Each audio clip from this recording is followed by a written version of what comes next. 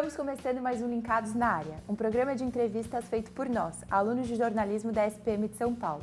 Eu sou Isadora Setúbal. E eu sou Natália Suga. Hoje vamos entrevistar uma jornalista que tem mais de 30 anos de experiência. No meio do caminho, ela se especializou em mercado digital e hoje cria estratégias e realiza gestão de equipes multidisciplinares. Ela é assessora da vice-presidência de jornalismo da Record TV e também uma querida professora da SPM nas temáticas marketing descentralizado e criação de conteúdos para redes digitais. E é com muito prazer que a gente recebe aqui no Linkados a Aline Sordilli. Obrigada por aceitar o nosso convite. Obrigada, Natália. Obrigada, Isadora. Agora roda a vinheta que daqui a pouco tem mais Aline para vocês.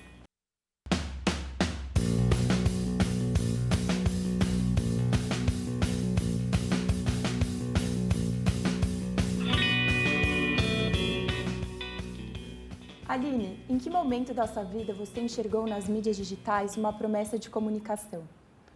Foi, na verdade, no começo do R7. Quando eu saí da Abril e fui para a Record para montar o R7, o UOL já existia naquele ano, que era 2009, há 13 anos. E o Globo.com já existia há 8 anos. Então, como é que o R7 ia nascer naquele momento, pensando em ser um portal, esperando que as pessoas fossem até ele?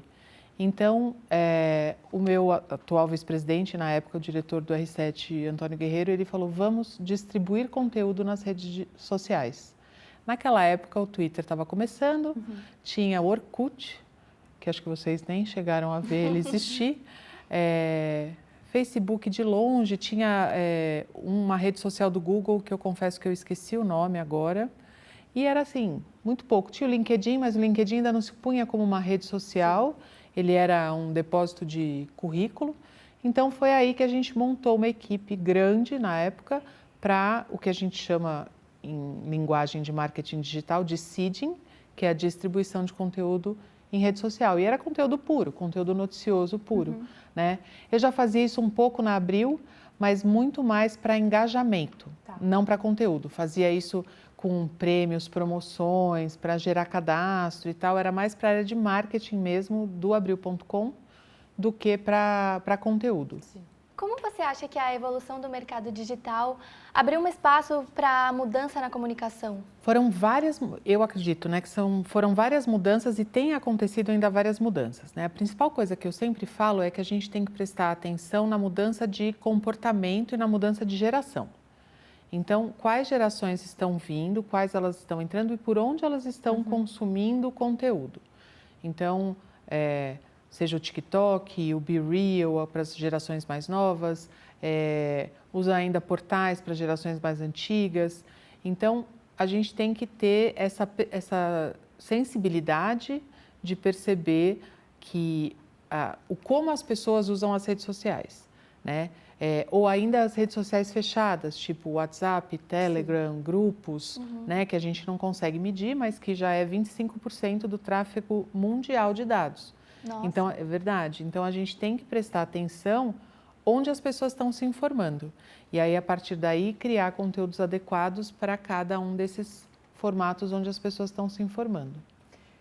Tendo em vista que, mudando de geração para geração, vai surgindo uma nova rede social e cada vez uma está em alta, você acha que o jornalismo faz um bom uso das redes para... Eu acho que é necessário. É aquilo que eu falei na primeira pergunta. Esperar que as pessoas venham passivamente nos encontrar é muita pretensão.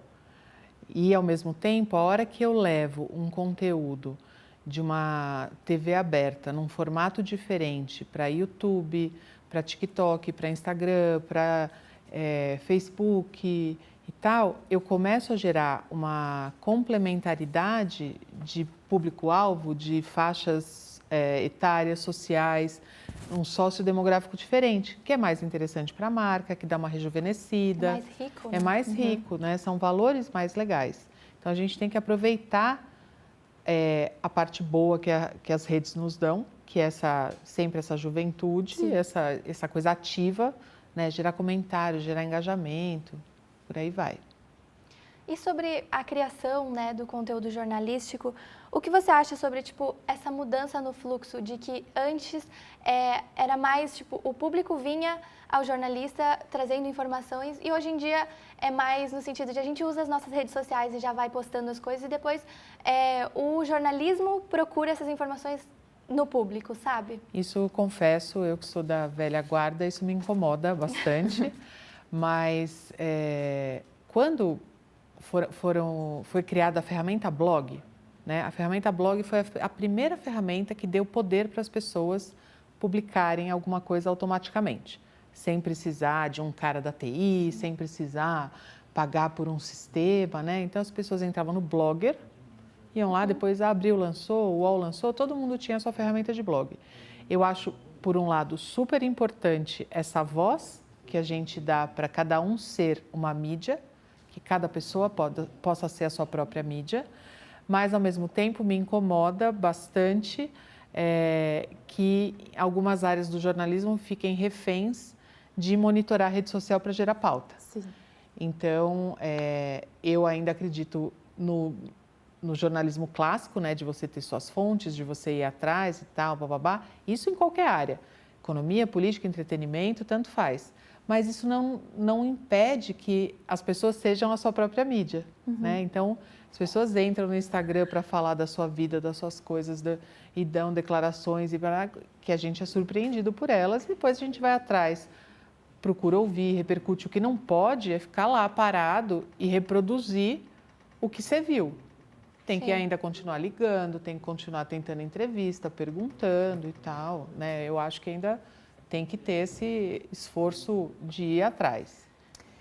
E pensando que o costume desse jornalismo hard news, de como era antigamente, caiu, quais seriam os passos para engajar os usuários nesse novo jornalismo digital? Tudo bem que hoje em dia a gente usa muitas redes e é de fácil acesso ver elas pelo Instagram ou pelo TikTok, mas você comentou na primeira resposta que tem públicos específicos e a gente tem que trabalhar com essas redes para saber como abordar esse público e se é algo que interessa. Mas tem alguma estratégia nova que possa fazer para chamar a atenção de um jeito mais rápido? Porque é muito passageiro as redes, assim.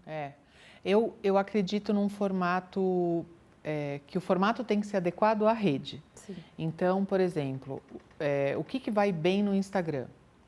Lista, prestação de serviço, né? Então, por exemplo, na época do auge do Covid, como se prevenir, dicas de saúde, postos de vacinação, datas, né? Usar a estrutura do Instagram, por exemplo, os cards, o carrossel, para fazer aquilo virar um carrossel. Então, usar o que a rede tem de melhor para você conseguir distribuir um conteúdo adequado dentro do formato que ela vai te entregar melhor, né? É o que eu brinco assim, a pessoa fica reproduzindo trecho de livro, putz, é difícil de ler, né? Transforma aquilo numa frase grande, forte, bem escrita, como se a gente estivesse fazendo uma manchete, numa coisa para clicar, né? Então, usar cada rede da sua melhor forma, né? Buscando o que ela vai te trazer de melhor. Grandes veículos no Brasil e no mundo, mídia tradicionalíssima, tipo New York Times, Washington Post, estão fazendo um bom uso do TikTok, né? Porque todo mundo fala assim, o TikTok é só dancinha? Não, não é só dancinha. A gente pode levar conteúdo para o TikTok. O Jornal da Record, ele leva conteúdo pelo TikTok. Foi o primeiro jornal no Brasil a estar no TikTok. Hoje tem lá milhões de seguidores.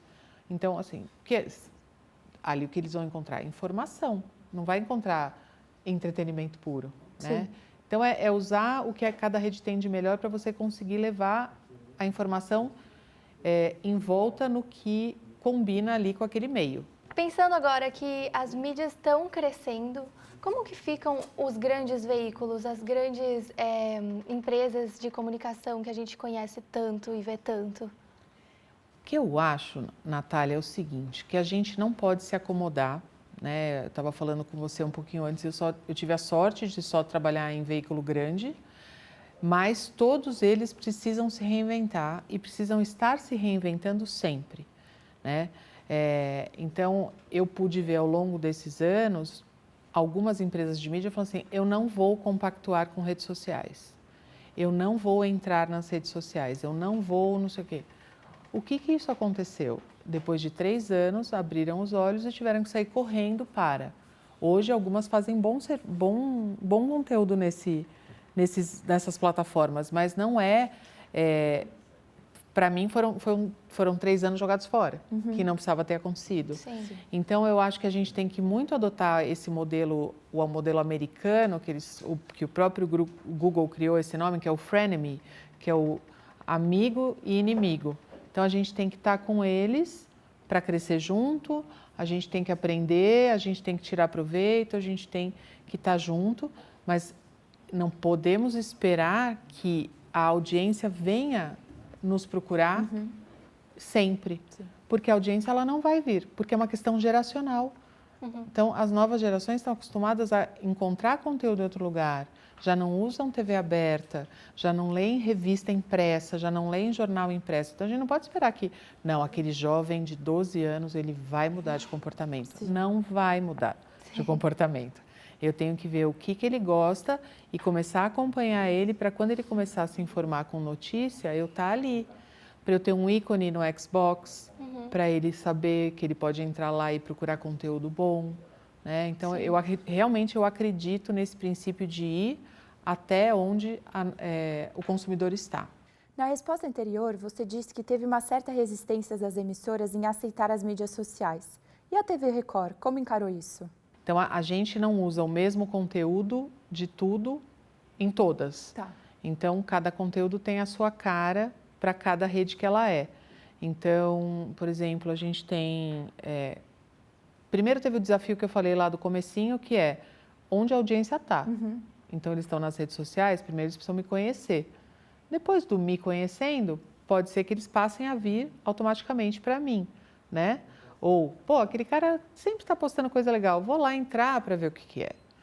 Mas, então, por exemplo, saiu o TikTok. Qual marca eu vou colocar no TikTok? Quais conteúdos eu vou colocar no TikTok? Quais conteúdos combinam com essa marca e tal? Então, que dias da semana? A gente tem um calendário gigantesco, a área de transmídia, que a gente chama, que é o de múltiplas mídias, que faz esse planejamento estratégico.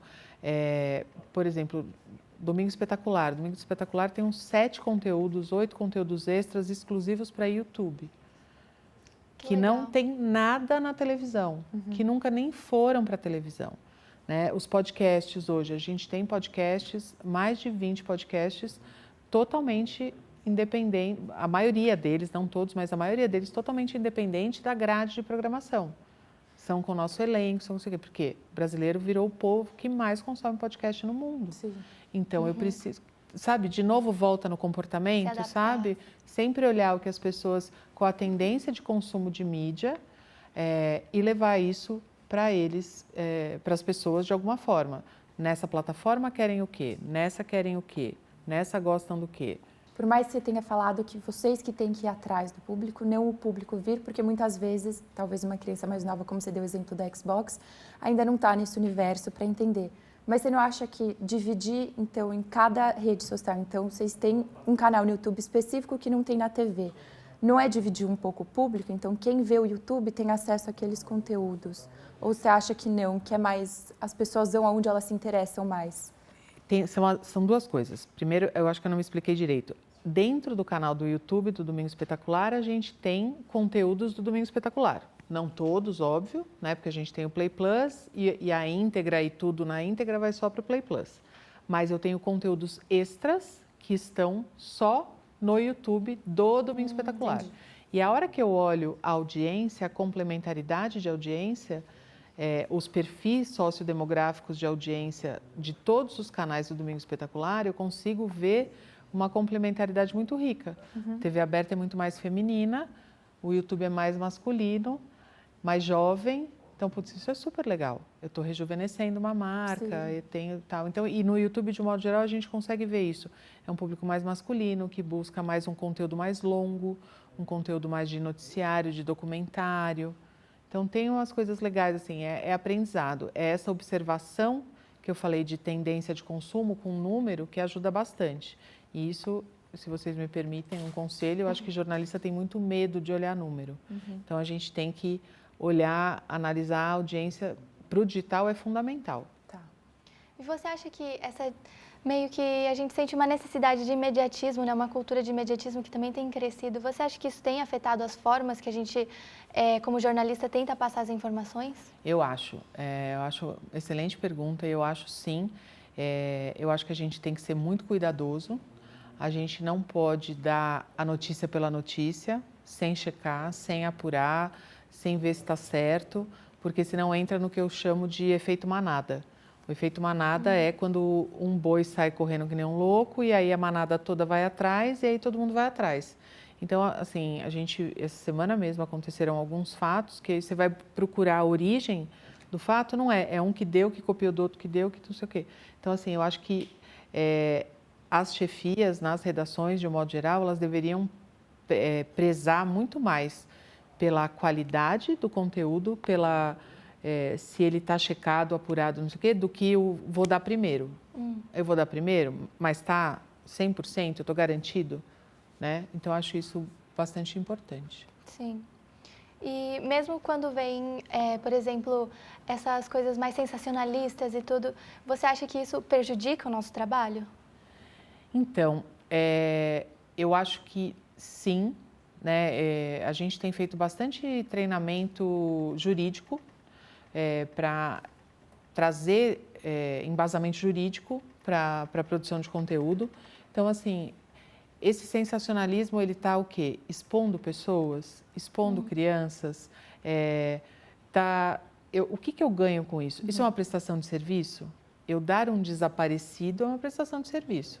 Sim. Eu colocar um bebê que morreu é um sensacionalismo, né? Então, é sempre pensar assim, o que eu quero com isso? Onde eu vou chegar com isso? O que isso quer dizer, né? Então, eu acho que tudo isso, ainda mais sob a ótica jurídica, tem que ter muito, muito cuidado. Porque, às vezes, é o sensacionalismo pelo sensacionalismo. Sim. E aí, isso não agrega nada, né? A não ser que seja a linha editorial Sim. do produto, o sensacionalismo puro. Sim. Bom, Aline, infelizmente nosso tempo acabou. Muito obrigada por ter participado e aceitado o nosso convite. Foi um prazer fazer essas perguntas para você.